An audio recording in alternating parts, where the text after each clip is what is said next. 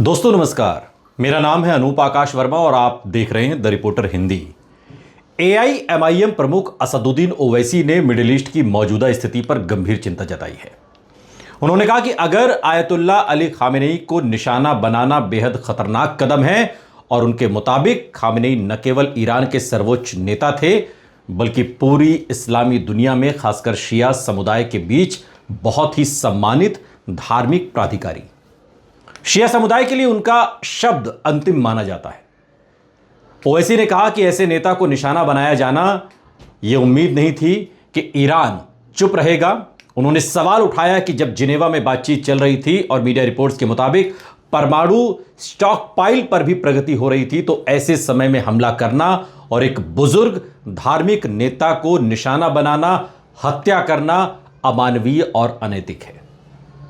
असदुद्दीन ओवैसी ने दावा किया कि इस हमले में 150 से अधिक स्कूली बच्चों की मौत हुई है और पूछा कि तथाकथित पश्चिमी मानवता अब कहां है। ओवैसी ने चेतावनी दी कि अगर यह युद्ध नहीं रुका तो पूरे क्षेत्र में फैल सकता है। उन्होंने कहा कि पश्चिमी एशिया में करीब 1 करोड़ भारतीय काम करते हैं जो भारत को विदेशी मुद्रा भेजते हैं और अगर यह युद्ध यूं ही चलता रहा तो तेल की कीमतें बढ़ेंगी, जिसका सीधा असर भारत की अर्थव्यवस्था पर पड़ेगा, क्योंकि भारत 80% से अधिक तेल आयात करता है। असदुद्दीन ओवैसी ने चिंता जताते हुए कहा कि तेल की कीमत में $1 की वृद्धि भी भारत के लिए बड़ा आर्थिक झटका हो सकती है। साथ ही उन्होंने यह भी बताया कि मक्का, मदीना, दुबई, सऊदी अरब और ओमान के एयरपोर्ट्स पर हजारों भारतीय फंसे हुए हैं, उड़ानें बंद हैं। ओमान में एक भारतीय प्रवासी के घायल होने की भी खबर सामने आई। असदुद्दीन ओवैसी ने प्रधानमंत्री नरेंद्र मोदी से अपील की कि भारत को इस युद्ध को रोकने में सक्रिय भूमिका निभानी चाहिए थी और अब भी वक्त है। उन्होंने कहा कि अगर यह संघर्ष बढ़ा तो क्षेत्र में भारी अस्थिरता और उथल पुथल होगी।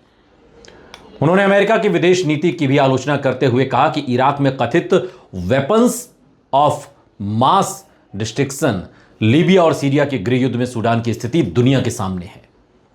ओवैसी ने कहा कि ईरान एक बड़ा देश है और 30-35 सालों से प्रतिबंधों के बावजूद खड़ा है और उन्होंने कहा कि यह उम्मीद करना गलत है कि ईरान दबाव में आकर झुक जाएगा। ईरान लड़ता रहेगा, खामेनेई रहें या न रहें।